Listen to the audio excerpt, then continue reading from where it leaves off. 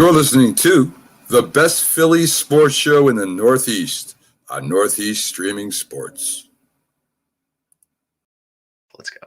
What's up, everybody? Sorry about the late start today, but I was doing a college show. So, yeah, there is some colleges in Philadelphia, and I had to represent. I had to represent my team. There you go, Cats, baby. For me, and we were talking some Big East hoops, and even though I don't know if they're going to be able to four-peat in the Big East tournament, they had me come out there and do a little bit of talking about it because sometimes there's not professional sports playing, and I get to go to the college ranks at that point. So I do have to ask, when will we get the debut of the Philly Sports Guy Nova edition? So I was asked about that, and it looks like it'll be next season. It'll be next season because ultimately I do have a few friends that have tickets to Nova, and I told them, I says, if I'm doing it, I'm going to do it. You know what I mean? So I'll be going in Nova colors. I says, you got to get me a jersey. Yeah. Got to get me a jersey. I said, that's the prerequisite. I need a jersey. And then I got the makeup. So I'm so down. Be anybody. I've been asked to do Temple. I've been asked to do LaSalle, and I've been asked to do Villanova. So no, but the Philly Sports Guy partying down the main line, come on, that's an attraction right there, brother. Exactly. Going to the pavilion and shaking it up over there, yelling, screaming, and carrying on. That's what I'm talking about. That's also a lot of fun to have. I love it. Well, I don't have Nova gear on, but however, as you guys can clearly tell, it's kind of been an off day for Philly sports. No Flyers, no Sixers. We got some other things to talk about. So I was like, why not? I haven't worn Union stuff in a while. So I will say, although I'm not wearing Nova stuff, Philadelphia Union head coach is a Nova legend. He played all 4 years. Jim Kirchin played all 4 years at Villanova, so he's in the Hall of Fame as well. So there you go. There's my representation for Villanova. For Jim. And so I live in Delaware County. I have done a lot of work up in Villanova. I watched their new dorms being built from the ground up, like when they stopped allowing cars being parked in that parking lot till its final stone was laid. So I remember watching that whole thing. I remember, 2016, 2018. I even go as far back as 1985. We're watching them win that tournament back then. And then, my mother getting me in the car and us driving up 320 because there was no blue route back then. Okay. And we went up 320 to go to Villanova's campus and just kind of drive around the campus, honking the horn and doing that type of stuff. It was a lot of fun. You know what I mean? And I'm talking like in 85, I was 13 years old. So, but that helps with the fandom. You know what I mean? That's how you learn how to become a really passionate fan. When you don't care. Like I was up watching that game, sitting there in front of a television, a tube television like this, just watching that game. And, it go back and forth. And John Thompson and Patrick Ewing was on that Georgetown team, and the guys just were able to pull it off. And it was. And people thought it would happen that way. Those were two Big East teams. They shouldn't have really, it was really unheard of to have two teams from the same conference meeting each other in the finals and stuff like that. So it happens sometimes, and it just so happened that year it was. And I'll never forget Raleigh Massimino running around the court. He didn't know what to do with himself. He was all excited. So all those things, all those memories. And then, like I said, that I was doing this show earlier and they had somebody from St. John's who was there, and he's able to kind of talk about those games and stuff and just what the Big East was like back in the day. And it's just, and I'm explaining it to him, and he's talking because he actually he transferred over to St. John's because he was playing in North Carolina during a time when there was a guy named Michael Jordan playing there. So it was, there's, he had a lot of stories to tell. It's just kind of interesting. Yeah, absolutely. For me, the Philly Sports Guy, look, I'm, everyone knows I love Philly sports. I think that's pretty evident at this point now. For me, growing up, I was born in Philly, grew up in South Jersey. So Nova, for me, growing up, they were obviously on the incline, right? But for me, like I never had a really rooting interest, and I didn't want to be one of those bandwagon fans either. Like I didn't want to just hop on Villanova because they were winning and whatnot. But you guys know as well, I'm not big on the college sports, but I do. If Nova's there, I'm not gonna root against Nova. Like that's still it's in the Philadelphia area, so. For me, I do respect, and obviously they've given some great memories in Philadelphia sports. That is Philadelphia sports, ladies and gentlemen, and they've given us some great memories with those national championships. Coach Jay really has something special, and if you guys ever get a chance, try to listen to some of his public speaking stuff, like any of the podcasts and whatnot. He's so motivational, and like a lot of the things that he preaches, like I carry on with my day-to-day life. So as someone who loves Philadelphia sports, I can appreciate Villanova, but if I have to pick with these 5 colleges, I guess 6 if you want to add Drexel in there too, but I'm going to pick Temple. I was born at Temple Hospital. And they're the underdog, right? They never really win in anything except for the John Chaney years. But if I had to pick, it would definitely be Temple as the ring light's falling on me. Well, you know what? At Temple, I was reading up on them, and had they won the last couple of games, they've been on the. I know they had a better shot. They'd have to really do something. Well, you know who the coach is, right? Huh? You know who the coach is, right? Well, yeah, he's the guy who used to be at Penn, right? No, Aaron McKee from the Sixers during the. Oh, really? Yeah, he's the coach now. I know he was the assistant for a long time. Yes, you're right. And he must have just came on this year. This is probably his first year because I know that the guy from Penn was there for a while. Right. Shows you how much I know about Temple basketball since John Chaney. And I sold John Chaney a car. So. I know. Oh, that's man. You are full of a bunch of great Philly sports stories, man. We're gonna have to write a book for you, man.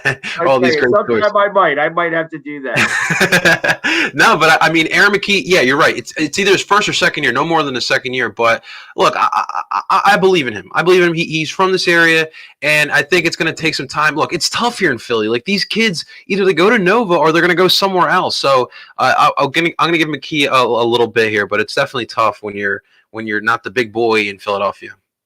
Well, you know what, and that's so Villanova's kind of taken over that a little bit. You know what I mean? So it's back in the day. I mean, it was Villanova, Temple, St. Joe's actually was able to get a couple of 5-star recruits with Martellia in there and stuff like that. I mean, it was that was back when the Big Five was really great. You know what I mean? That's been the big challenge. You know what I mean? There's like, how do you when Villanova says, yeah, all right, we ain't doing the Big Five anymore. And that's how the Big Five kind of ended. And it was a shame because it really did. I mean, Villanova was winning all the time. And I understand that they were kind of, it was almost if one of these teams beat you, it was like that would have been too much of a loss for them. So it's a little different now in college basketball in the city. Temple just doesn't have the panache as they did with John Chaney, right? And St. Joe's. Martelli was good for a while, and when he was able to get a couple of the guys from Chester and stuff like Yeah. But and then you think of LaSalle. LaSalle comes back around every once in a while. Southwest Philly floater, baby. Got guys up in North Philly, and I tell you what, those guys can ball. Say whatever you want to about North Philly. Those guys know how to ball up there. And they got a lot of heart.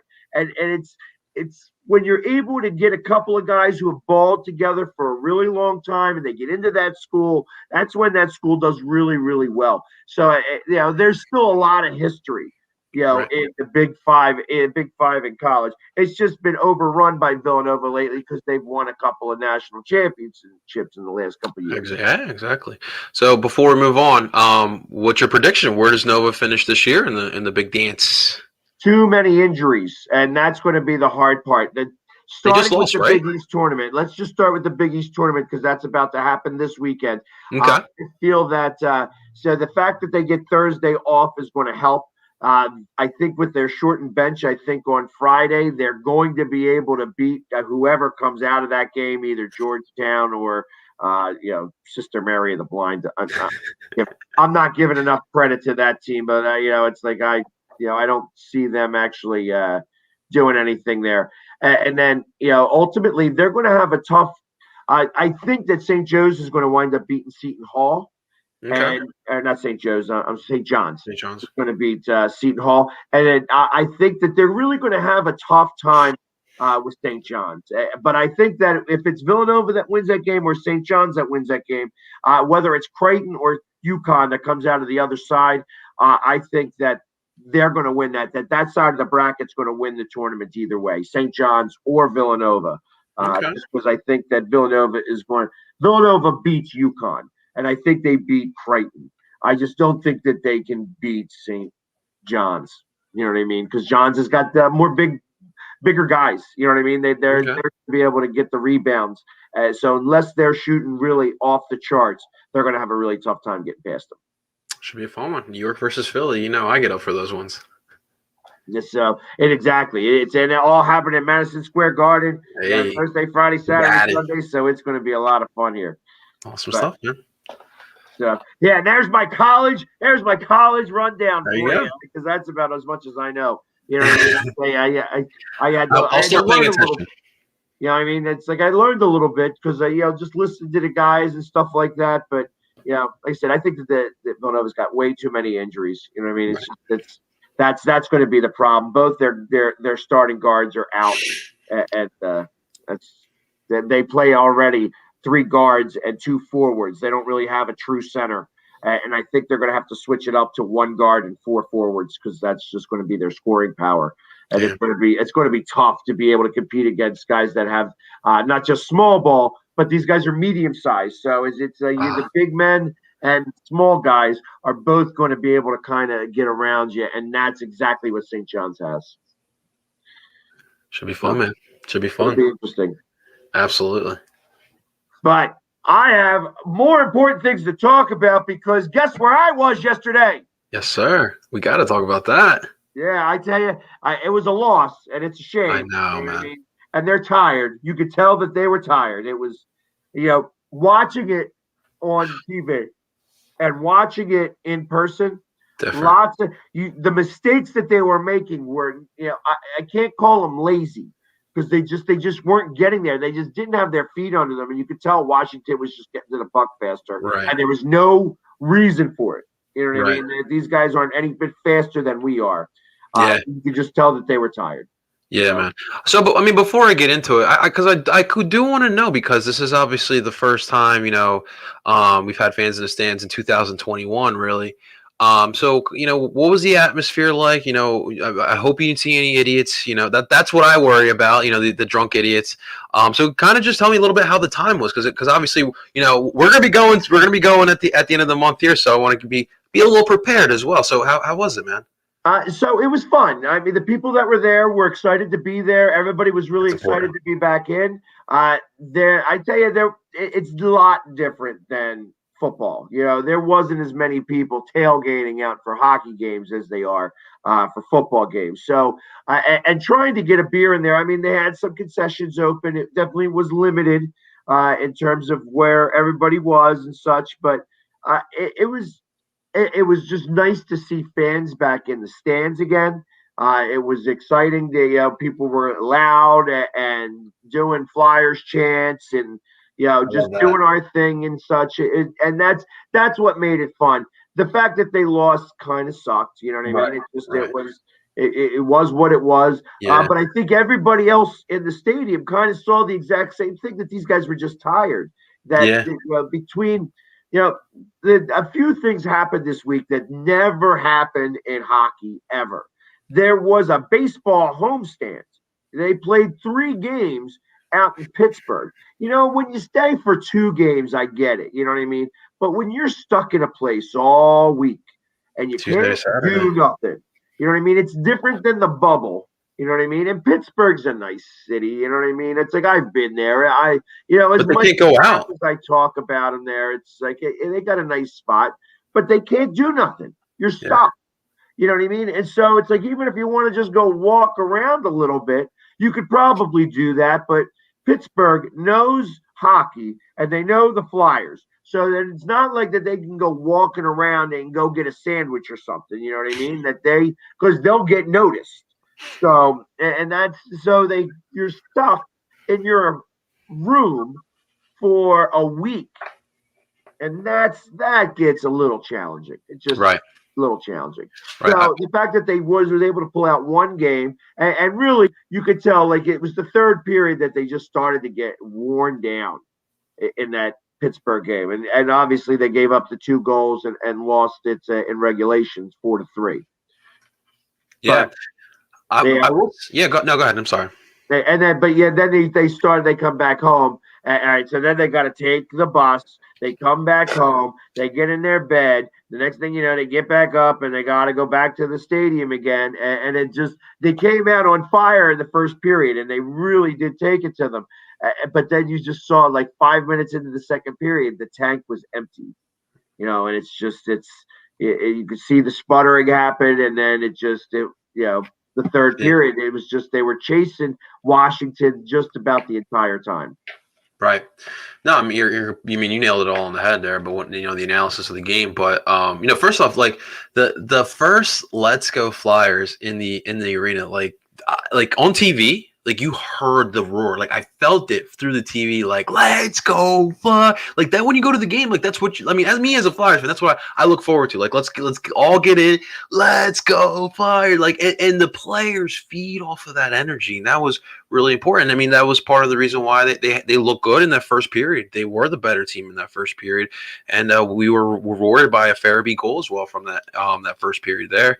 And then, we talked about it before on the show, like the second period, like the Flyers at times, like get lost. Like they forget to turn that switch back on when they go into that second period. And kind of what happened in that second period, like for me, it was just like the attention to detail just kind of wasn't there for parts of this game. And, you get that Ovi. And first off, that was a nice move by TJ Oshie. He fakes the dump off and he skates right through the right side. And with a laser pass, he finds Ovi. And, Ovi, if you leave Ovi open like that, you're screwed. You're flat out screwed. Absolutely. And then on that second goal, you lose. I think they were terrible in the faceoff, right? If I'm not mistaken, that they lost so many. And it wasn't even that. It was like crucial moments they would lose the faceoff. So on that Orlov goal, they lose the faceoff, and then they stop man marking other players.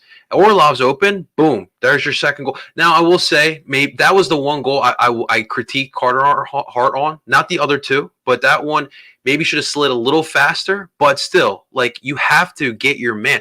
And another thing too, people again need to recognize is that hockey, just because they're defensemen, that is not their entire job. Defense in hockey is an entire team, ladies and gentlemen. So that was tough for Carter to just keep making those saves when we already know his confidence is shaken a little bit this season. Like his stats aren't there. He's not making the same stops that we probably saw last year, even the year before. But like as a team, we need to play better.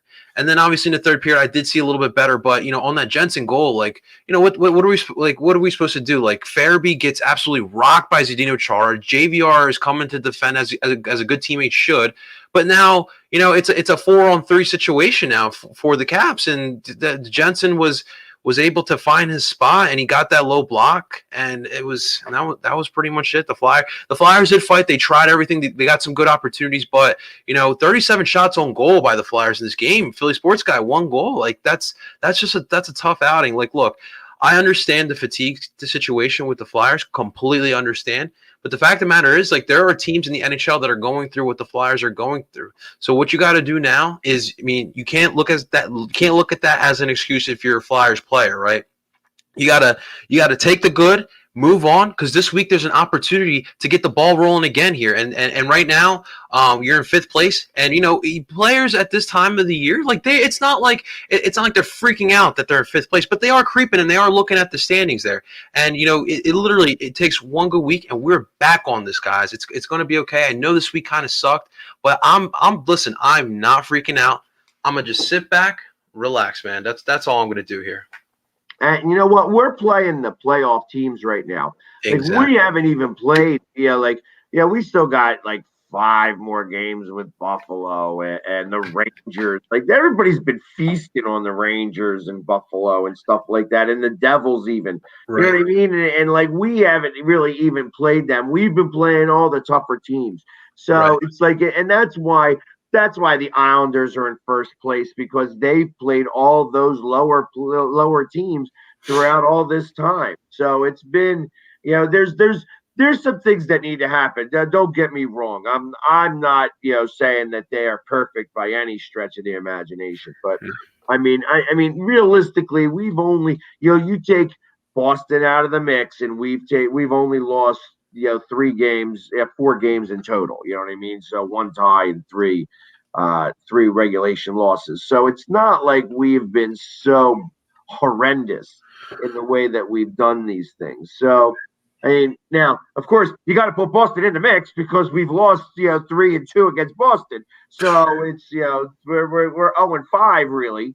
So that's a big deal as well. However, I feel like we've owned Washington, and if it wasn't for the fact that we were tired and you could see it, you could tell we were there. We were there. It was a little bit of fatigue, and that happens sometimes. So Exactly. I'm very happy with kind of how it is. And now that they got fans in the stands, they got a night off. They probably had took the day off today because they know that they're going to light skate around, watch some film. You know what I mean? And then they're going to come back on Buffalo, and you're going to see all of a sudden things are going to start clicking the way it's supposed to. Right. Now, hopefully that would include the power play or the penalty kill, because I don't know. This is I'm really calling Lappy out on the carpet here for this one. Lappy is just not doing his job and getting these guys together for with the special teams, and I know that that's his department. I guess they got too much else going on where he's just not able to coach them as effectively. But this is horrible. Right. Like I almost, I want to say pathetic. That they cannot seem to score. They have too much talent to not be able to score goals. I don't like the fact that they got to go all the way back. Everybody wants to rush into the zone. I mean, their forecheck is working so well. Why not do the dump and chase? I don't understand. They seem to do it every other time. Why is it that when we're on the power play, we got to get it all the way back to our defenseman and get somebody with some momentum to try to get in there? When our forecheck is doing so much better and we outnumber them.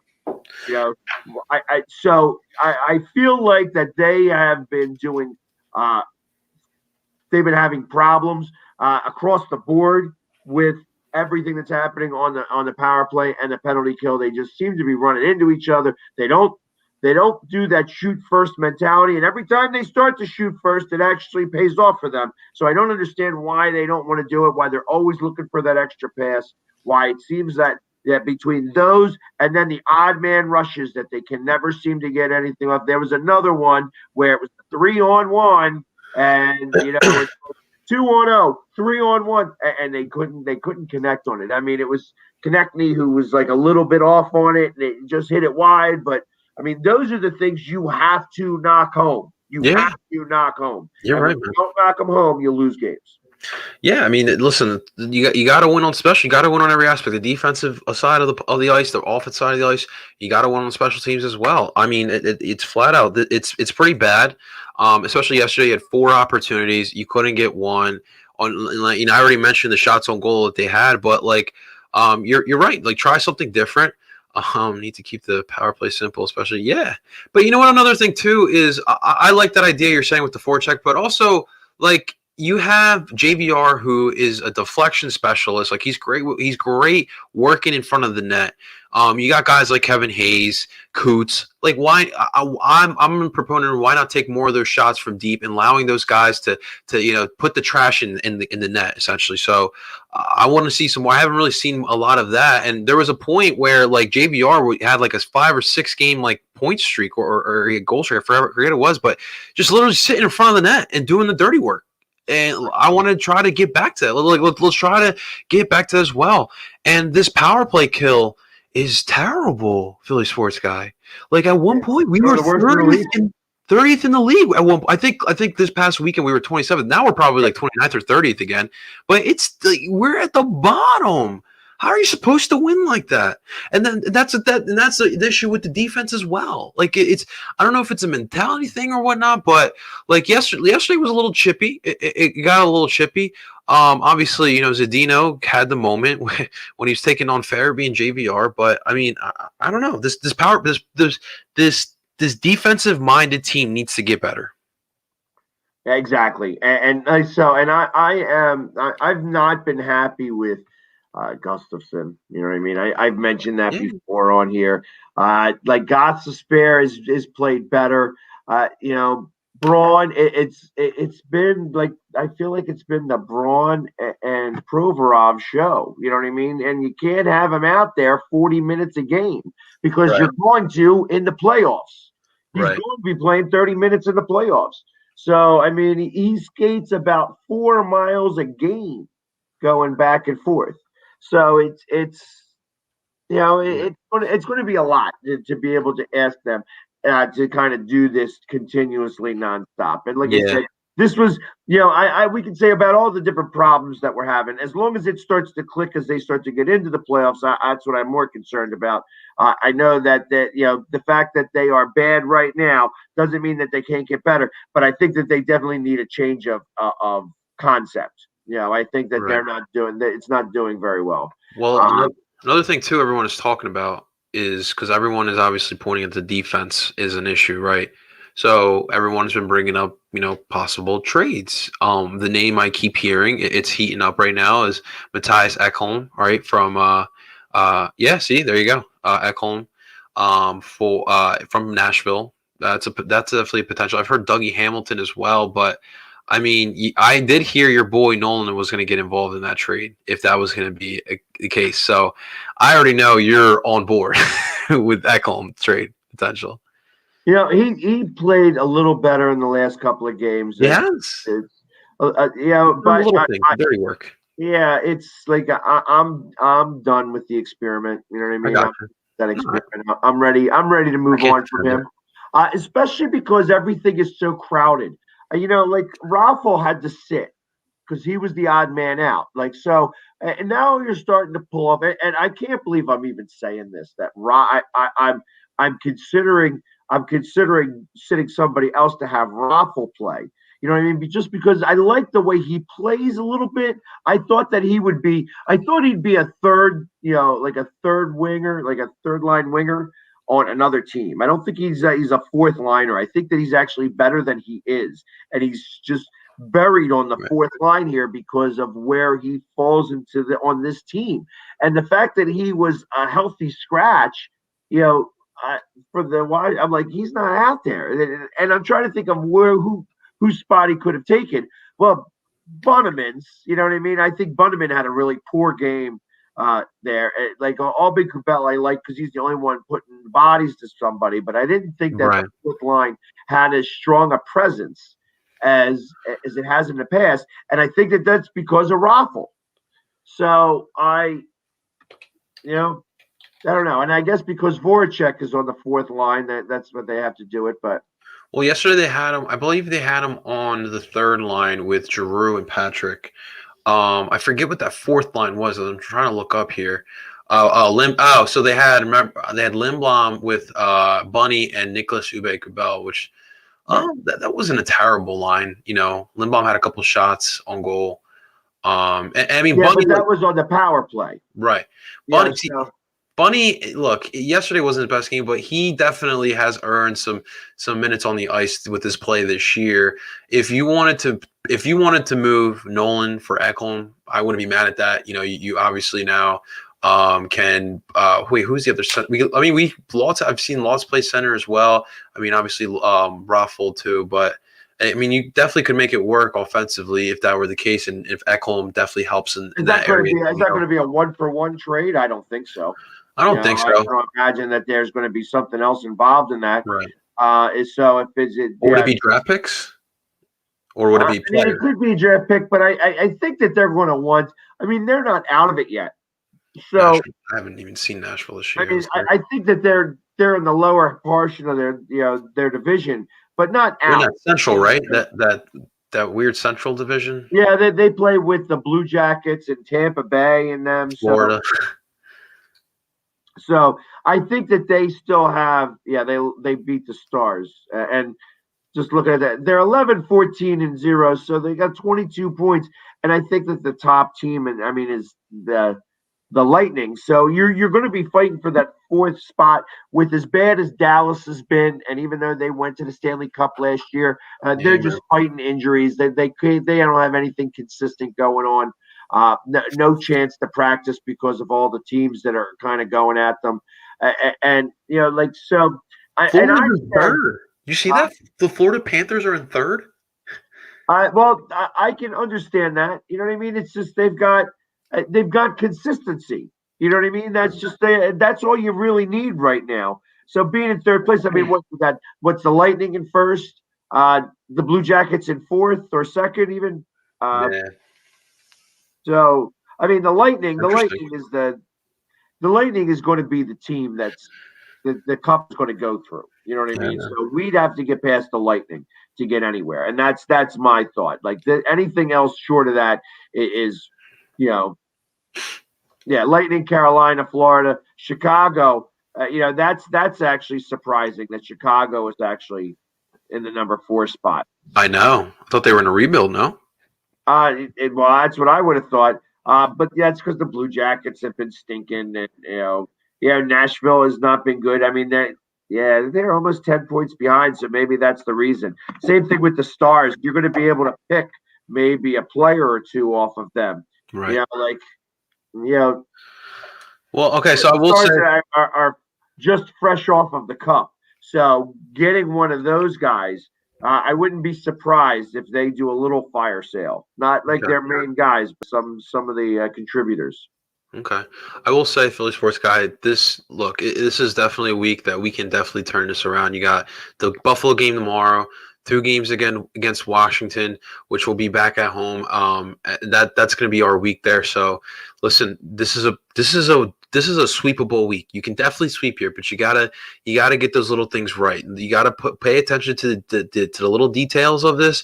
Work for 3 periods. That's the other thing too. Since that Buffalo weekend series, last week or 2 weeks ago, I haven't seen a complete game from the Flyers really. So I want to see more of that, but I'm feeling good as a Flyers fan. I really am. It looks a little sketchy right now because they're in 5th, and the worst part we didn't talk about, Pittsburgh. They still have to. They haven't played New Jersey or Buffalo yet.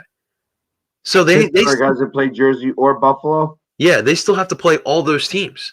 So I mean, if they're in this spot right now, you got to think that they're going to be involved come playoff time. With the playoffs. So it's going to come down to us, Washington, and Boston, and I mean, I think the Islanders are going to lock up a spot as well. So we got it, especially against Washington. When we play Washington, and you got to start getting some wins against Boston.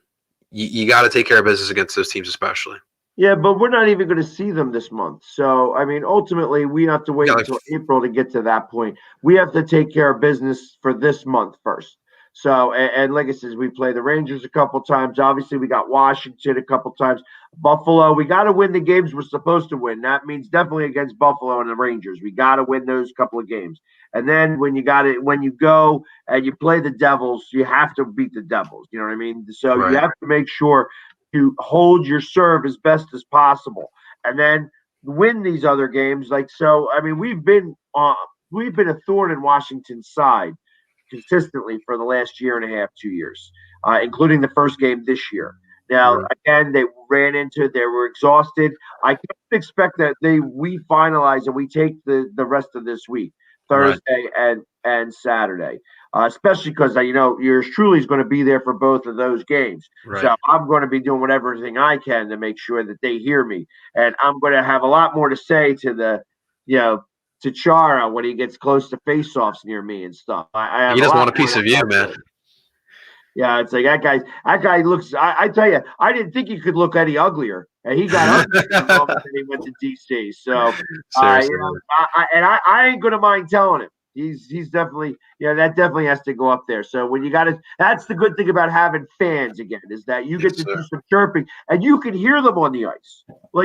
That was the one thing about this. Like when you're around 18,000 people, you have you can't really hear what's going on the ice. You can kind of hear it, but then people are talking and stuff like that. As quiet as it is, you can't really hear it the same way Right. unless somebody's screaming. You know what I Right. mean? Now you can hear the talking, the little bit of chirping back and forth. I mean, obviously, like I said, that third goal that you mentioned, JVR, that was definitely interference. It was definitely interference because he held him back by pushing him into and then I of thought course, so. then they scored for the third goal in the Right. yeah. I'm going to ask for all I'm going to ask for, Philly Sports Guy. So Saturday, March 13th, ladies and gentlemen, that boy's birthday, 27. All I'm asking for is for the Flyers to put the beat down on the Capitals. That's all I'm asking for. Okay, That's so your birthday. that's my birthday, man. So if That's the what I'm Flyers talking about. are, so if the Yeah, Flyers I'm are gonna be listening, wearing green that day. okay, That's my St. Patrick Day because they don't play on St. Patrick's Day. And I ain't okay, worn this jersey. I bought this jersey last year to that's go to the cool. St. Patrick Day game. And I gotta take this hat off. To go to the St. Patrick Day game and never got to go. Never got to go. COVID hit. And I never went. So that jersey's still sitting in my closet, tag still on it. It's coming out for that game. I will drink a shot of GMO for you, my friend. I appreciate that. I'll actually have some at the bar beforehand. I love it, man. I And love it's it. on a Saturday, so Yes, sir. Yeah, right. your boy will be involved in a lot of alcoholic beverages, so don't worry. I can only imagine. Well, so now we're talking about the fans in the stands. So kind of want to ask, as we move on to our next team here, what's the word on the Sixers, man? What are you hearing when it comes to fans in the stands, man? 'Cause we want to get back. That they are more interested in what's happening with the Flyers. So the one of the things that they are very strict on at the Spectrum, wow, that one sticks out. At the center is that you have to wear your mask. Okay, Mask has got that's to be fair. on, and if you're not wearing your mask, you get kicked out. Okay, that's fair. So there was at least two groups of people that I saw escorted out. And it was like one of those things. I think you get the one warning, and the second warning, you're done. And you don't get to like it's not even like you're drinking or anything like that. It's just like, hey, listen, gotta have you go. You're Right. not wearing your mask. You gotta go. Man, And listen, if you believe what you want in COVID, but just the fact of the matter is, you spent all this money on these tickets. You right. just wear the mask, man. You don't waste money. Come on, no one wants I to mean, waste I their mean, money. and they saw me. They saw what I was doing. I let's go Flyers. Put it back up That's again. fine. It's more for show than anything else. You know what I mean? Because me doing that is not why wear the mask in the first place. You know what I mean? But But everyone's also spaced out too, right? right, exactly. So it's like everybody's. Yeah, there was in our row. There was two in the very end, two in the very end, and we were in the middle. And then there was four rows in between us Okay. before somebody else was had a similar situation. So it was definitely a lot to there was a lot of space. You know what I mean? You don't feel like you're crowded in and you gotta like an armrest and stuff Right. like that. I sit on my edge of my seat anyways and want to stand up as often as I can. So it was easy for me to kind of stretch a little bit, do the things that I want to do. You know what I mean? That was kind of the fun part of that stuff. Um, but yeah, there again, it's like just had to wear the mask. You know what I Right. mean? So I would do my thing with the mask and then I'd take it off real fast. And I was actually very excited because they used my likeness. Actually, they used me for a couple of their commercials. So Nice. like I was excited about that because it's the first time I had seen it. That That's they had, awesome, man. yeah, and I'm like, that's me. It's you. It's me going. It's me going. Yeah, we're coming for you. You know what I mean? That's awesome. And it's just like it's surprising. I'm like, oh Christ, that's me. It's in my Nemo, doing my Nemo stuff. So next time I have to wear my Nemo for the next home game. That's so funny. That's awesome, man. Well, hey, listen, if anyone's got that, listen, Phillies and Sixers tickets, definitely let me know in the Philly Sports Guy know. I'm sure the Philly Sports Guy's got some connections as well, especially with the Sixers. But definitely let me know when it comes. I'm sorry, I forgot to even finish that with the Sixers. Oh, no worries, man. The Sixers, as of right this second, are only allowing people to buy one game. Okay. So, and I don't know if that's going to hold true, but I think that's what they were waiting to see what happened with the Flyers to be able. That was where this all started. That they were trying to see what happened with the Flyers to get to the point on whether they want to, how they want to be able to proceed.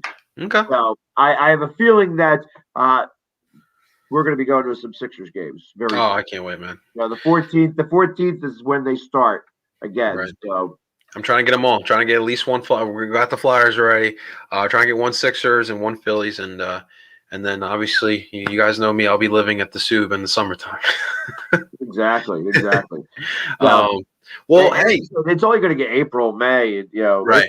We got lots more Oh. hockey and baseball and basketball and training camp then. So hey, yes, sir. Well, Philly Sports Guy, obviously everyone yesterday was talking about the Flyers, but also the Sixers got in a little incident themselves. Joel Embiid and Ben Simmons did not play in the All-Star game, as we all expect them to. There was some COVID contact tracing. Joel Embiid and Ben Simmons got cut by the same guy, the same barber, and that barber tested positive for COVID. So you guys know the NBA regulations when it comes to COVID. So those guys did not play. Look, I'm someone who I don't really care for All-Star games. Like flat out, I don't really care for All-Star games. So it's for me, it wasn't the end of the world not seeing them in the All-Star game. So to me, it was kind of like, oh, cool. Maybe they get to rest up, get ready for the second half of the season. But I do understand some of the nostalgia for some of the fans, especially like for the older fans. The All-Star game back in the day was the thing because you don't have the reach now as a fan. I live here in Philadelphia. I can watch a San Diego Padres game now. It's really easy to watch. Back in the day, once it was on national TV, you really couldn't watch. So watching the All-Star game, you were able to see all the best players around the league. So I guess now I don't really, maybe that's part of my generation, but I don't really care to watch All-Star games in general. I'm kind of glad that they didn't play last night. And from what I heard, it wasn't really an entertaining game. So yeah, man, that's really the big news with the Sixers right now. Well, I kind of feel like that they should go the way of hockey and maybe just do 2-on-2s. That'd be great. You know what I mean? And just have them play for 12 minutes. That's showing real skill, though. You know what I mean? And just you make up teams of 3, you play 2-on-2. You know what I mean? And you do it that way. It's like I think that would be a lot of fun. Or you opt in. Like if you go, you could play 1-on-1. Who would love to see, 1-on-1, like Ben Simmons versus, Donovan Mitchell. Yeah. Or let's think about it 1-on-1 with just, Joel Embiid and the guy from the Bucks. You know what I mean? Giannis. Yeah. Antetokounmpo. Yes. Yeah. So think about that. That would be kind of fun to watch, even if it was 2-on-2. You know what I mean? Where you get paired up, you pick your guy, and you just, and maybe you just get a luck of the draw. Like it's you and you. Bam, you're a pair now, and that's your 2-on-2. And sometimes you're going to get spanked. Sometimes you're going to be great, but you would get some fun. Oh, 100%. Yeah, absolutely. And they wouldn't be playing as much. It would be something worthwhile. And think of the bragging rights that come with that. I think because ultimately this league is ego-driven. Yes. So, that would be very egocentric. And I mean, that would just be awesome. Just think about that. You have LeBron James and whoever else. No, he wouldn't play. He would not. Oh, he's so arrogant. He would not partake in it. He would be like, yeah, I'm good. I feel like he would not partake in that. I doubt that. I don't know. You may be right. Because I'm just a LeBron don't have hater, the mentality of a basketball player. I'm 6 foot tall and I'm white. I can't jump. You know what I mean? So, I could be. I tell you, I could maybe make a 3-shot, like a 3-pointer if nobody's guarding me. But if you ask me to make a layup, I'm about 20% on that. Yes, That's I great. better have somebody good to pass it to. Right. That bounce pass is looking fantastic. Bam. Yeah. I love it. Philly sports guy. So the other thing fans are talking about is the Brooklyn Nets during all of this made some news yesterday. So they acquired Blake Griffin, who last played for the Detroit Pistons, to kind of add to their whole, all-star mantra team that they're trying to build over there. I mean, I don't know about you, but to me, I find it funny that Brooklyn, they had to go get Kyrie, they had to go get James, they had to go get KD, and go get Blake Griffin just to beat Ben Simmons and Joel Embiid. I don't know about you, man, but do you smell that? It's like I smell scared. Someone's a little worried. Not only do I smell scared, but does somebody say, "Hey, this is the dream team yet?" Because that sounds like it's that exactly what will happen with them is that that they're going to falter. Someone said Vince Young over there. too much sugar in the pot. Yeah. Makes it too sickly sweet. You know what I mean? And I think that that's kind of what happens here. Your egos are yes. And that is a great point. And you know what else too? I don't think they have the coach to kind of mesh all of those players together. One thing too, no one's talking about the advantage Sixers have when it comes to Brooklyn and Philly. We have the better coach. We probably have. We can debate this for an hour about Spoels and Doc, who's a better coach. But fact of the matter is, we have one of the better coaches in the Eastern Conference, and I think that will be the difference come playoff time. It could very well be, and I fully expect that the Sixers aren't done either. They're going to actually acquire some guys. I mean, obviously, they're going to be picking Houston clean because everybody in Houston's going to want to come to the Sixers right now because they can. They can go from the worst team in the league to the best team in the league. Why wouldn't you want to do that? Right. We're one of the best teams in the league and such. So, I think that's going to help. But I think that there's going to be something semi-major that gets done. I think that this guy knows a little bit. Oh. And that he's going to make some type of very interesting move, where it's going to work out for both teams. Right. You know what I mean? And that's going to be really tough to see how that comes out to play. But I think that you're going to see something that actually is meaningful get done. Yeah. And like I said, it'd be lateral moves for both teams, and it just work out for both teams really well. I will say, if we're talking right now, the NBA Executive of the Year has to be Daryl Morey. Like, look at the roster that was last year. His ability to kind of reshape this roster to kind of fit better the skill set of Ben Simmons and Joel Embiid. He's the Executive of the Year, flat out. There's not a better Executive of the Year. So that's why I feel a little bit okay about what's about to happen on trade deadline because he's the Executive of the Year, and he will. And there's always that one trade. There's always that one trade in deadline that helps that the teams push themselves into the championship run. So hopefully, Daryl can bring that to the city of Philadelphia. Well, it's going to turn out that that's going to wind up being the Eastern Conference semifinals or finals because ultimately, if Brooklyn beats us out, then that's how he would lose out on that. I would agree to that, other than the fact that Brooklyn has made so many deals. If by chance they bought themselves a championship, then you have to give it to that GM. Yeah. And you know what? I think another thing that'll help us beat Brooklyn is our teamwork. We have to think as a team, be a team constantly because it's a lot of personalities over there, and it can be hard to mesh them all together. And all you got to do is start pushing the right buttons a little bit, and then you all of a sudden you got that. You know what I mean? I'm a firm believer in that.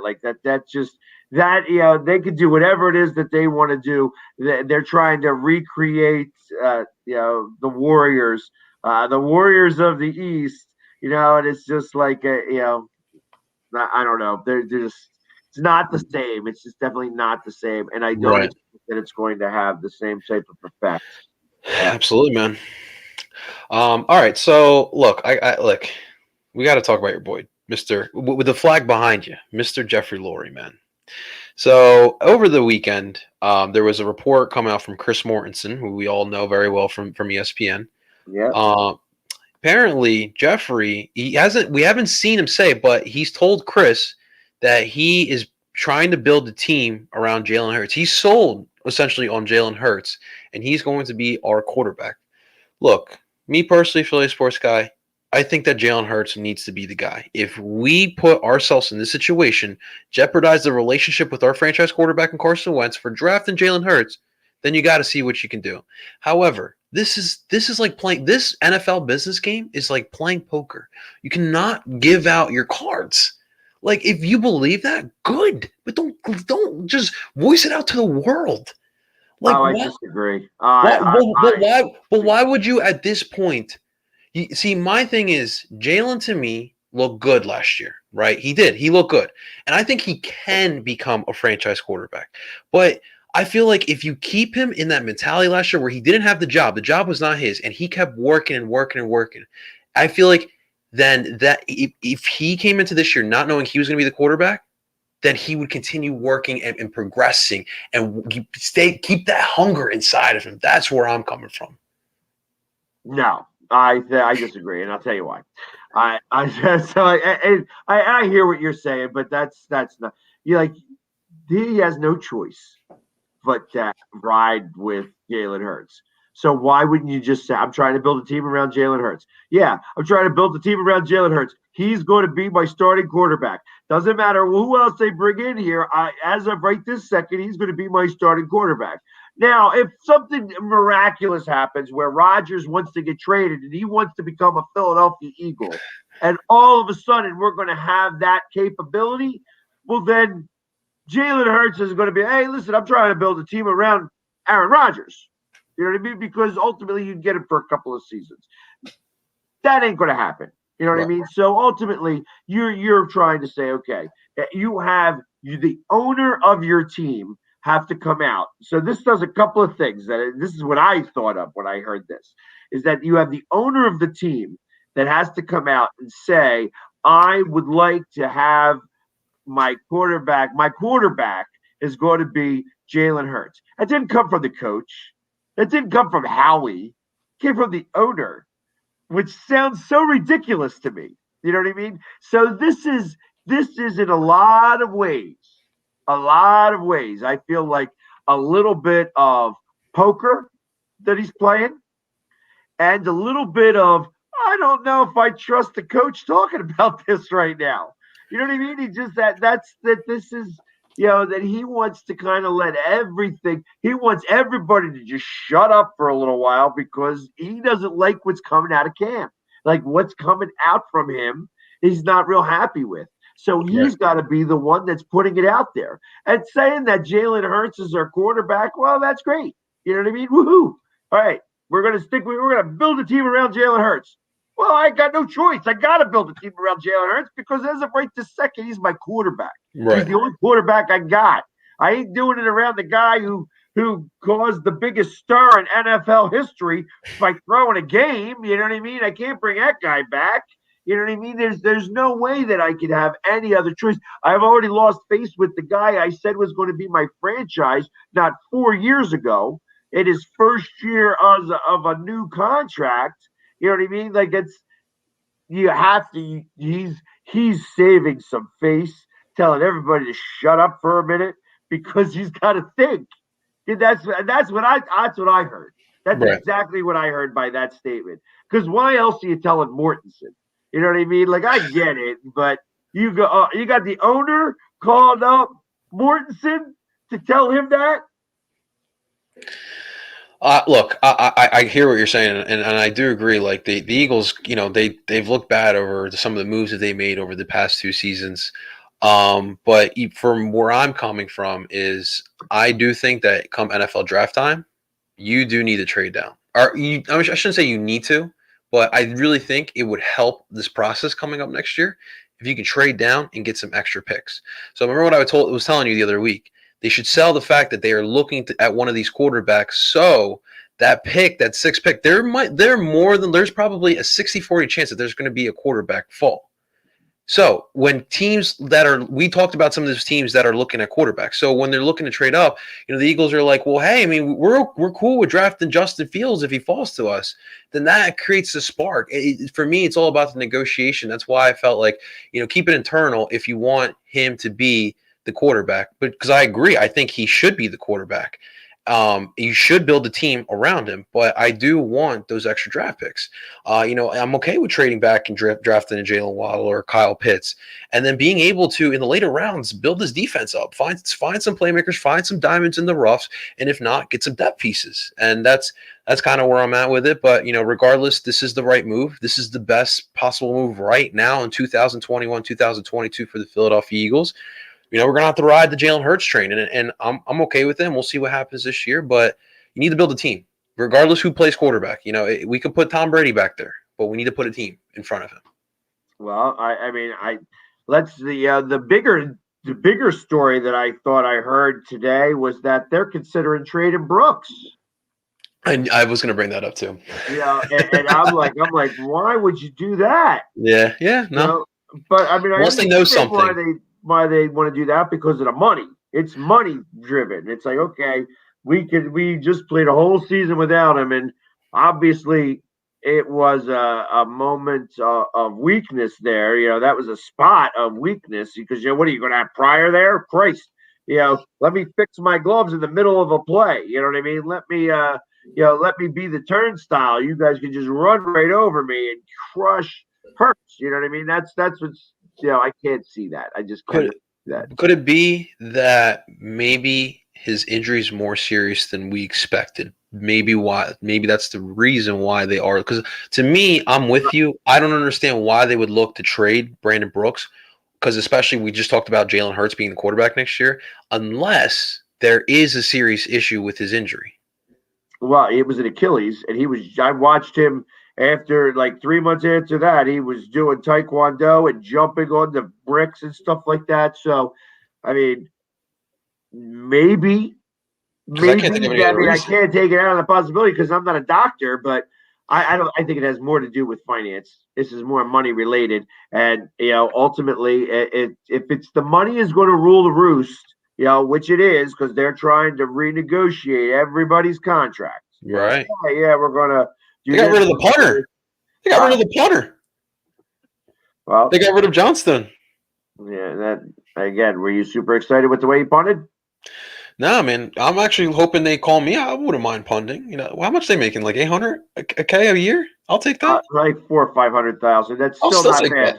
Yeah, still not bad. You better be kicking 50-yarders though. You know what I mean? Like I want to see 50. I want to see the coffin corner again. I haven't seen that. It's a lost art. These coffin corners and stuff. So they don't make them like Sean Landeta either. Or you're going to hear it from the Philadelphia faithful pretty well. So you better earn that $500,000. I don't care. I don't care how you do it. Just get that ball down there within the 10-yard line. You know what I mean? So I'm a young Sean Landeta, Philly sports guy. There you go. Get the hopping. So I don't care if they bring over. I don't care if they bring over the goalie from the Union. You know what I mean? Hey, no. Why Lotta, right? Why don't we make him the punter? Don't they do that in rugby? Different football, different type of football, and he's not the one that usually is kicking it. Okay. We gotta ask Mario. Mario doesn't watch us anymore. We have to ask him what's the difference to the balls. Right. So. Actually, you'd have to talk to his son. I don't think he watches it too much, but okay. Either way, like I said, it's. My thought is that, I'm surprised that they haven't figured out how to have a punter kicker. Anyways, that's beside the point, though. You know what I mean? Like there's punters that can kick field goals, and the way things happen nowadays, you're going for it when there's a 50-yard field goal rather than. I think they should though. Because think about it, like imagine if you can get that extra roster spot, you can use it on a receiver, running back, quarterback, whatever you may need. But I think why hasn't the NFL thought of that? Like revolutionizing it and making these kids learn both positions and play both positions. Well, I'm sure that it's going to start to happen sooner than later, unless they open up another spot. I mean, they only allow 48 to dress, and that's right. that never even seems like enough. I mean, you think about it, it's Yeah. only 11 guys that are on the field at one time, and it's 48 guys is Well, when I was a kid, though, like teams used to have that third quarterback active, but as I got older, they got rid of that third quarterback. The third quarterback is always inactive, right. and then So, you run into the Bears situation in the NFC Championship game back in 2010, and they have to rely on Caleb Haney or whatever his name was. right, the emergency quarterback. You know what I mean? Yeah, Because once he goes into play, you can't. He's got to stay in now. exactly. You're stuck. You can't come back out again. So, uh, I let's trying to get back in a real sense there. The punter and the kicker. Again, those are specialty positions, which is the Right. reason why you have two of them, so that you want to have the guy that kicks 53 yarders. The problem is we don't have that guy. Mm. You know what I mean? And we also didn't have a guy who did really well punting the ball last year. Like it seemed that there were times where we would like a good punt and it just never came. So, and that's important. Like I want to see a guy kick 60 some yards sometimes, and he never even Right. sniffed it. He never even sniffed it.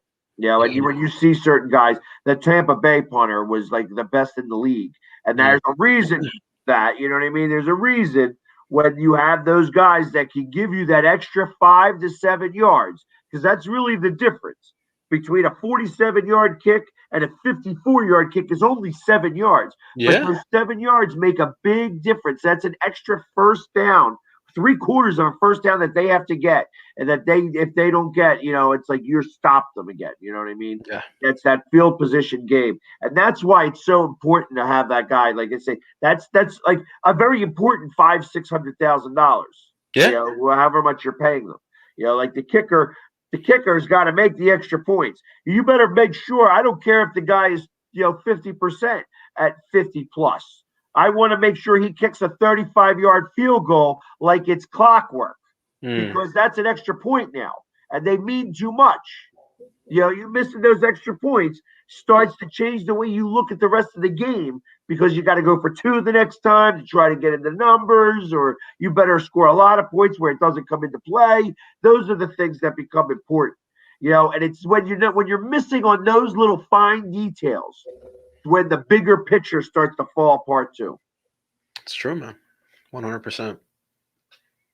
So Should we move down to Florida? let's talk about Florida. Be quiet.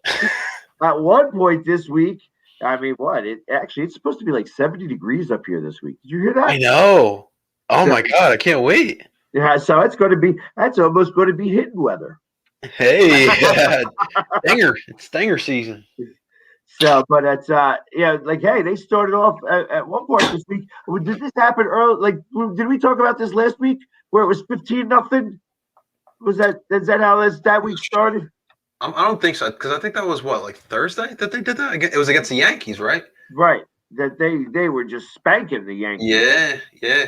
I mean, look, I mean, I think a lot of people who follow me know my stance on preseason. I really I'll peek here and there, but I'm ready for the season. Like flat out, I'm ready to see them at Citizens Bank. But it's been a lot of positive things. Like it's quiet, and it's a good thing that it's quiet, because you're hearing good things that are coming out of camp. Really, the pitching has been looking a lot better than what we saw all last season. Jose Alvarado has been throwing that absolute heat. Archie Bradley looks good. Kunrad has that heat as well. It's making me feel a lot better going into this season as well. It does suck. Adam Hazley had a great spring training, and he's going to be out for a month with a groin injury. But Mickey Moniak has been making a name for himself. He looks a lot better than he did last year. I was really disappointed in him last year, but no, it's a lot of positive things going on. Bryce Harper first at bat, he hits a homer against the Pirates. Like, come on, there's some solid stuff coming out of the Phillies training. Spring training. And you know what? I had to just do a quick check on this because Oh, that's right. Yeah, he just passed away. The report came out a couple hours ago. Long battle with cancer. Appreciate but he was that, the Eddie, last winning pitcher. That's why I say the last winning pitcher at the vet. Thanks, Eddie, for that little bit. But I had to do a quick check. I was like, yeah, I knew he wasn't doing really hot. But do we have a picture of that? do I have a picture of it? Yeah, the Of last one. the last win, I bet you we could probably find something. You know, Let's see. last That's win, pretty cool. last baseball win at the vet.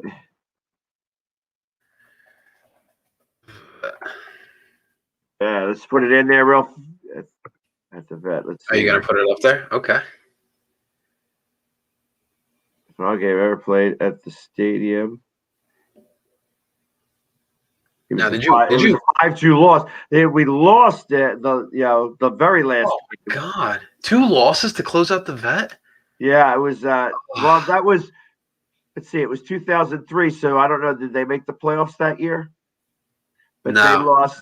they lost to the final win was recorded by Greg Maddox, Wow. and that was of the Gotcha, yeah. Braves, and the loss was by Kevin Millwood. Oh. So, but that's I'm trying to see what was. You know that you think of Rondé Barber just running down the sideline, intercepting Donovan McNabb to close out the vet, and I didn't even know that. I didn't even know that the vet ended in a loss either. Damn, and with the Phillies. Yeah, well, I just found that out, but I was just trying to figure out the list. The final game at the vet. It's only telling me about the final game, not the game before that, which is probably Real Cormier's win. But Yeah, definitely. So for context clues, I mean, 2003, I was like 9 years old, so during those times, I really wasn't watching too much Phillies baseball. But no, I mean that definitely. I saw it on Twitter, and I mean, anytime you hear this was a recent player too. Like this is not like a guy from the '80s or the '60s. right. Definitely thoughts and prayers go out to his family for sure. Well, exactly. Yeah, and it says his family and everything. Like I said, it's a shame that that had to happen. But thank you. I appreciate that for Yeah, that information. definitely. Thank you for bringing that to light for sure, man. Absolutely. There he is. Bam. Sorry, I had to reconnect a little bit. I wound up. I had to beat somebody off my page real quick for doing some weirdo. Oh God, here we go. She was. This is the happiest day of her life that she got $35,000 from somebody somewhere, and it was like, come on, get out of here, shut up. Anyways, but yeah. So anyway, like I said, they had a couple things. They got some good things going on. They also got some weirdness going on right now that they are going to wind up having to use a certain center fielder, and what type of backlash is going to come from that? What are you talking about, Duval? You Duval's know, Do you think Duval's gonna make the team now? yeah. Oh yeah, the Hazley injury really helps that, huh? Eesh. He had a homer. Yeah, he has a homer thus far. I mean, but that's not the problem. It was never the hitting. It was just him being a knucklehead and off the diamond, and obviously in the outfield, he wasn't that good of a fielder, right? So he would make bonehead plays, Right. but this year he's playing pretty well right now. You know what I mean? And obviously he needed to come back and really kind of show face. But I think that everything that's come from the Phillies camp, this guy had this happening. That this was definitely going to be a possibility of this happening, and because of that, it's likely going to happen. I think that he's going to make the starting roster, and at that point, then how are you going to react? You personally? I mean, for me, I just have to trust Joe. To me, I mean, I don't know how he's learned from it. Like I am someone who believes in second chances. I really do believe in that, but I don't know what he's like in the dugout. Like I don't know how he's like with his teammates. So for me, I'm gonna have to trust Joe. I mean, for me, domestic violence is a very, very, very serious issue. Like it's especially with our sports athletes, these are supposed to be role models. Like that's not okay. But I do believe that everyone deserves a second chance. That's why, like, even when with the Mike Vick situation, that's obviously the one everyone likes to think about all the damn time. And for me, I saw him do enough in the community with the whole. He was helping out PETA all the time as well. So for me, I'm just gonna have to trust Joe on this one, man, and we'll see. Obviously, he's on a short leash as well, so he's got to walk that straight path as best as he can as well. Because if not, he's gonna be going too. But nah, man, we'll see, man. Gotta trust Joe. Well, yeah, and so I'm torn about it, Yeah. and I'm torn for a lot of different reasons. Beyond what was proven. You know what I mean? Beyond that, like you did wrong and such. I like that he spoke. The first time that this happened, he had an interpreter. Last time he spoke about it, you know what I mean, which was better. You need to be upfront about it. And I think that you almost have to address it in a much stronger way right now. Like you'd have to be very upfront and very particular. Like, okay, you got to own it. You got Right. to own it. Like, hey, listen, I did this, and I'm going to do everything in my power to show that that this doesn't belong in sports or doesn't belong in my life, and do those things. And then that means you have to act out differently.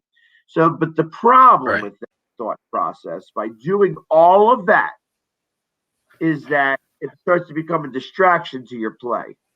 Right. Right. Look So, here's the thing as well, because like I listen, Odugo is Venezuelan, right? And I understand, like, because obviously I come from a Latino background. My parents are from Colombia. In Latino America, especially in South America, especially in those countries, like domestic violence is not taken that seriously. Like I've heard of terrible stories, especially going on in Colombia and Venezuela as well.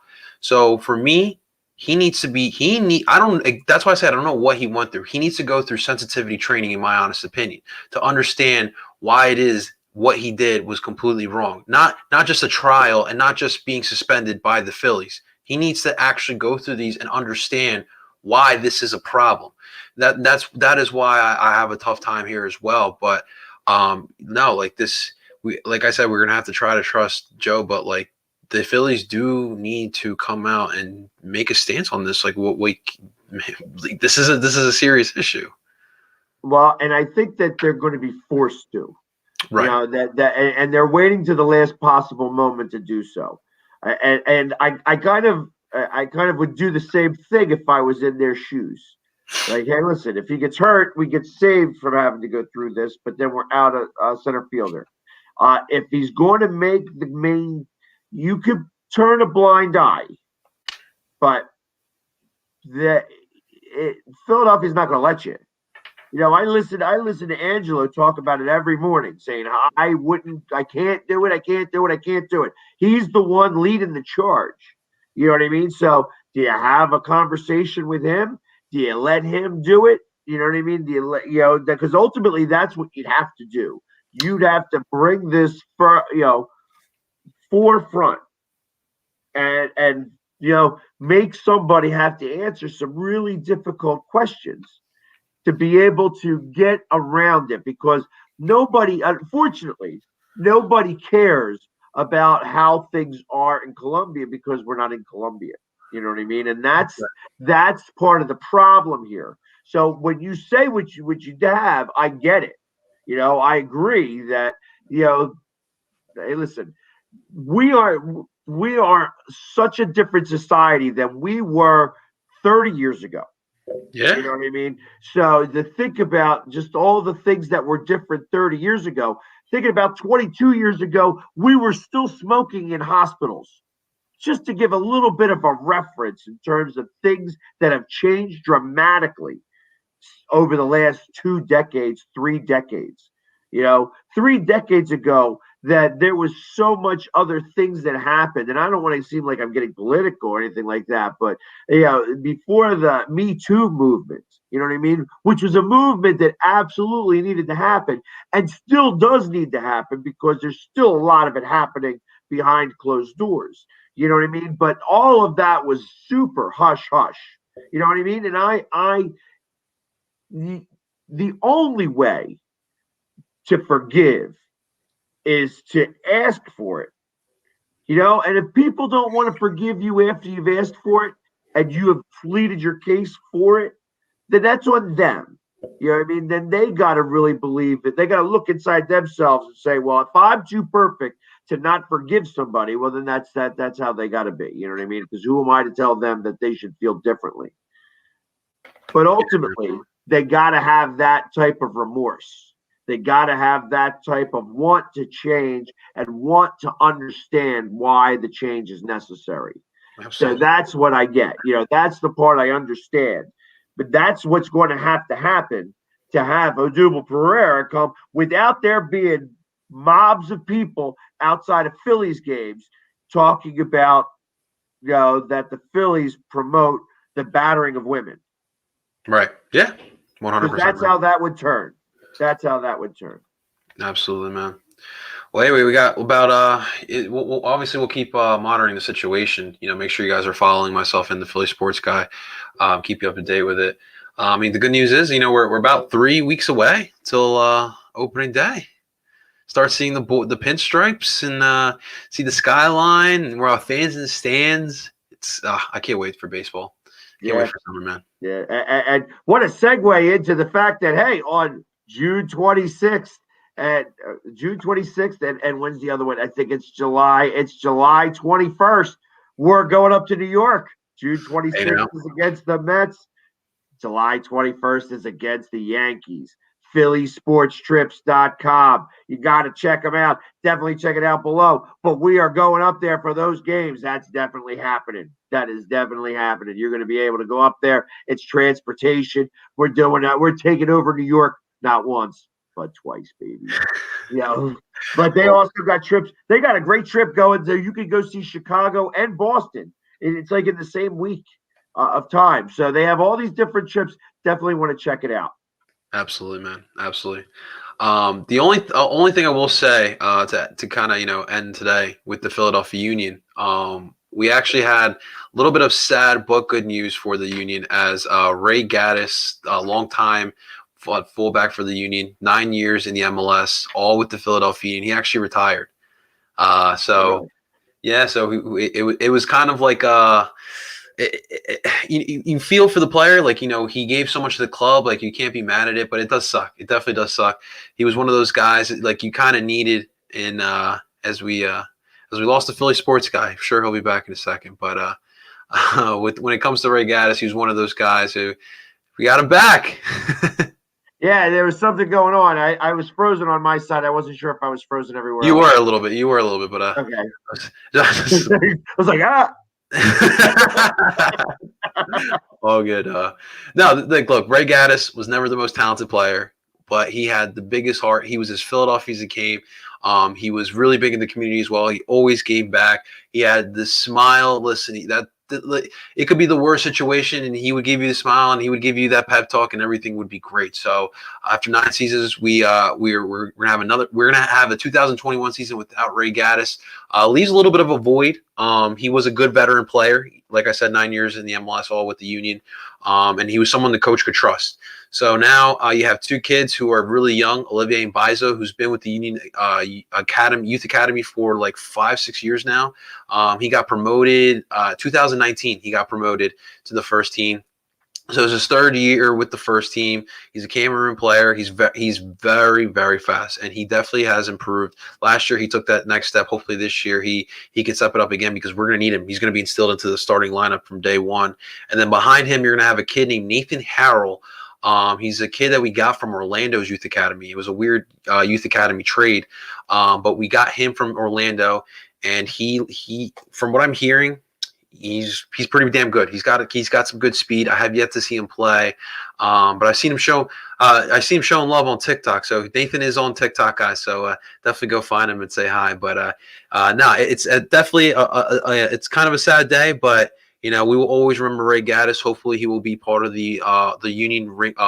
We got the whole Wall of Fame. We got a Wall of Fame with the Union. We only have one player on there, so hopefully he can be a part of it. He's important. He's an important piece. You need players like that, especially in a young league like the MLS, especially with the Union. The way they're trying to build this team with all these young kids, it's important to have guys like Ray Gaddis. So, Ray Gaddis, thank you so much, man. And any word more on Messi coming to the States to play? Last I heard that Barcelona is playing in Champions League still, if I'm not mistaken. So I think right now Barcelona and Messi, they're just worried about their season. It's not going so well for Barcelona either. Last I checked, they were in third place in La Liga. So actually so this upcoming Wednesday they play their second game in Champions League against Paris Saint-Germain.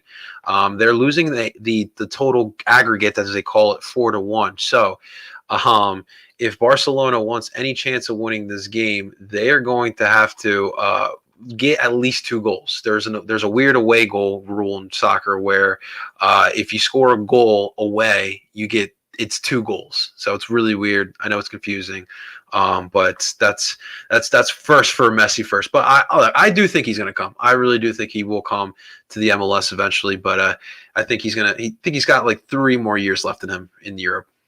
Look at that. Reelected Messi. Eddie. They're trying to keep him.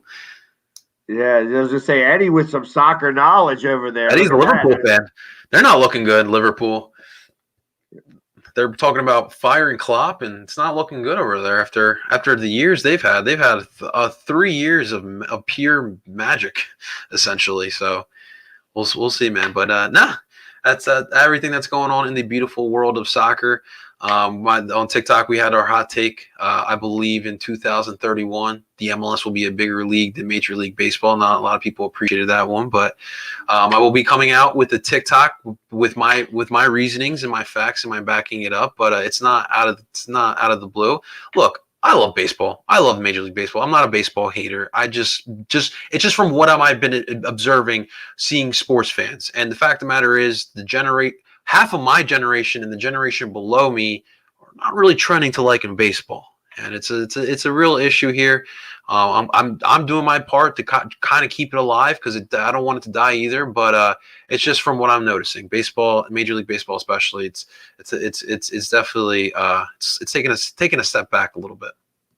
Yeah, well, and that's because there's not as many people playing anymore. It's taking too long. It's just we need it now, society, and 9 innings of a game. I mean, let's face it. Like, you want to go to a baseball game. I used to love going to baseball games, so I would sit there. I still do. And like I would go to the vet and I'd I'd bring my free ticket from I won in a hot dog container, and I would go there.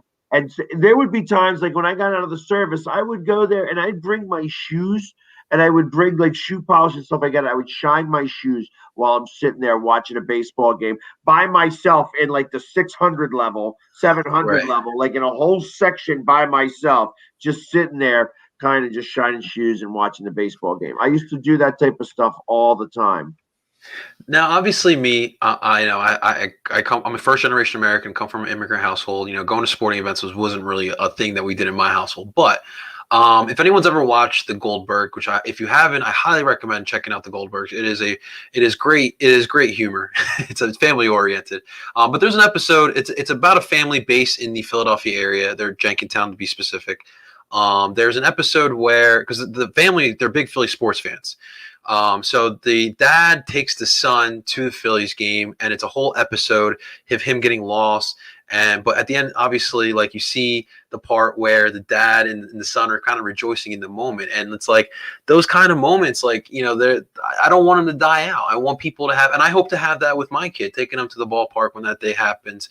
Getting the glove, hoping that he gets to catch a foul ball or a home run or whatever, and just having those moments. But for whatever reason, like that, it's baseball is just not connecting with the next generations. And for me, I think I'm like with you. The nostalgia of the sport still intrigues me, and that's why I continue to still watch it to this day. Yeah, and it's like right now it only gets exciting for me in the playoffs. Oh yeah, matter a lot more. Like it's a lot more exciting than baseball used to have this town. I mean, this used to be a baseball town. You know what I mean? And then of course, it was around the mid '80s. Yeah. Actually, I would even go as far as saying like when it came from the Super Bowl, and then but really started to hit home. It really started to take over the town once Buddy Ryan came in. Mm. That was between Buddy Ryan and Reggie White. That was where the change happened. Because '93, I mean, I remember going to the games in '93. Like I'd going to both sides of that doubleheader. Like until 4 o'clock in the morning, and then just so happened, like I wound up going on a canoeing down the Brandywine the next morning. I was so friggin' exhausted by the time that we got done that ride, because we were up all night long at Phillies games, and there was more people at the game at the end than there was in the beginning of that game at 4 o'clock in the morning. You know what I mean? And just where they're playing and stuff like that. It was just I used to work at the Bennigan's, and you would have Nails, Fergosi, and Dalton and Dutch all come in and sit at a smoking section table at the Bennigan's in Springfield. That's now the Springfield Diner in Delaware County. You know what I mean? Like that happened all the time. You know what I mean? They would always come to the Bennigan's over there, and it was just Right. and that was during that World Series season. You know what I mean? I Right. was there when watching and it was exciting back then. It was a lot more exciting. And then it's just that then they had that the stoppage in '94. Then they just all stopped playing, and it was just no World Series that year. They all came back in '95, and it was just not the same. That's when they had to start to do the juice. Everybody Yeah. was doing juice. Doing the juice, man. I will say, I feel like one of the downfalls to baseball also has been, it's obviously with the advancement of technology is kind of taken away a little bit of the game. We all know how teams build teams now, right? It's all about the analytics. They base every single thing on analytics, and it's kind of hurting the actual product on the field as well. Like, the World Series was a perfect example where, we could have had one of the best, performances in World Series history, but the Rays used the analytics and pulled Blake Snell, and the rest is history. Dodgers won the World Series. And I think that the analytics has hurt the Phillies as well over the past couple of years, with the Gabe Kapler situation and Clintac and all that whole era. And even when you look in the stands, like kids back in the day used to keep the scorecards. In the stands, you would keep the scorecard. Now you could just go right on your phone. Stats are literally right there. And that kind of taken away from the game as well. Like the purity of what made baseball baseball. And it definitely is really, it sucks. It definitely does suck. At one point, like you just said, like baseball ruled this country. And even like a city like New York, where the Yankees ruled for so long. I mean, like, you could talk to some New York sports fans, but maybe the Giants sometimes take over the radio waves up there too. So I don't know, man. Something's got to give. They definitely need to change the mentality within Major League Baseball. They need to re-energize it, get it back to the players, make it about the teams, man. It doesn't feel like that anymore. They don't market these stars anymore. Like they don't do that. Like you have so many good, fun stars, your Trouts, your Harpers, your Yelich's, Aaron Judge, and why don't you market some of these guys? So I don't know. It's just some of the things that I've noticed with baseball that needs to change for sure. I agree. I mean, it's just there's so many different things. I mean, even this Odubel Herrera part is plays a big part. You know what I mean? It's just there's so many different reasons on why you don't want to watch sports, and baseball. You know, you think of all the different things that people stopped watching sports for within the last couple of years. And saying, well, this isn't as important to me because they're trying to do this or they're trying to have their voices heard where I don't want to hear it. It's like I pay for them to play. I don't pay for them to tell me what to do or how I should feel. You know what I mean? And that's turned a lot of people off.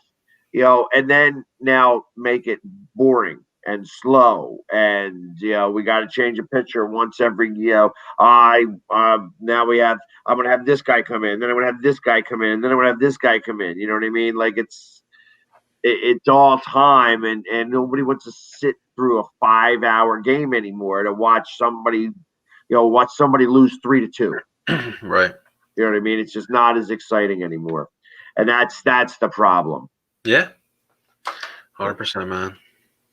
So, but hey, listen, it is going to be what it is. But I wanted to. Hey, we've gone on 90 minutes already, so we started a little bit late tonight. So I apologize again, and I'm sorry. There were some people that asked for the link. I'm not sending the link out tonight. Like I said, we started a little bit late because I was on another podcast, but I do appreciate you guys spending some time and watching and such like that. We'll be back on. We'll be accepting calls again next week. But we had a lot to talk about this week. Seemed like it went by fast, this hour and a half. I know. Yeah, it was like talk about. Yeah, well, there's certain things that are more important than sports, and we seemed like we were touching on a lot of them tonight. So, starting out with the college game, and that was kind of how it went earlier. Like they were talking about like the one and dones in college are really causing college basketball to really start to be watered down, so to speak. And how do you solve that problem? I was saying you do what you're supposed to do. Let them have endorsements, but that's not. I don't get to make those calls. But anyways, that's neither here nor there. It started out with that to me tonight. So like I said, there was a lot of reality in this sports show tonight. So which is nice. It's good to talk about stuff like that. Absolutely, man. Listen, one thing here, the conversation is going to be good. All right, so you come here, you're going to get some good conversation. You're going to get a little passion here, and we'll spit some knowledge on you as well. So this is why you come and watch us, ladies and gentlemen. You get some good stuff for free. All right. Exactly. It's exactly correct. So, hey, listen, this is the third episode of the Philly Sports Show. Hey, I like it. Yeah, exactly. It's we get to hit on all of them, not just on the hockey, which is kind of fun for me. So I hate getting on all this stuff. Like I said, I wouldn't even know about Villanova. You know what I mean? Except that it's March Madness time. Hey, time to bring it in. Time to bring it in. So, but everybody, guys, have a great night. I got to do one station identification, and then we're out, guys. So thank you very much. You guys have a great night. Say it.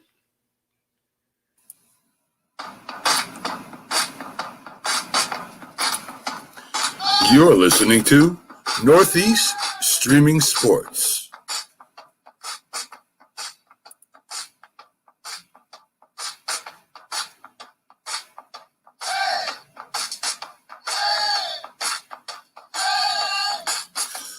A group of independent podcasts came together under one umbrella to give you a network that streams from Northeast, New York, down the East Coast to Louisiana, and across the Atlantic Ocean to the United Kingdom. Northeast Streaming Sports streams live on Facebook, YouTube, and Twitch. Can be seen on Twitter and Instagram. Audio carried on Spotify. With our own website for the best sports information, updates, commentary, and entertainment. Sportscope, TGI Sports Talk, The Safety and the Sports Writer, The Philly Sports Guy, The Mac and Jack Sports Show, Stu's Wrestling Podcast, Four Stripes on Ice, Talking Baseball with Sal and Gioletti, Unscripted, The Big Shaw Sports Report, Frankie C Sports, Fantasy Football Face-Off, 12 shows and growing. There's one place to get your sports on Northeast Streaming Sports.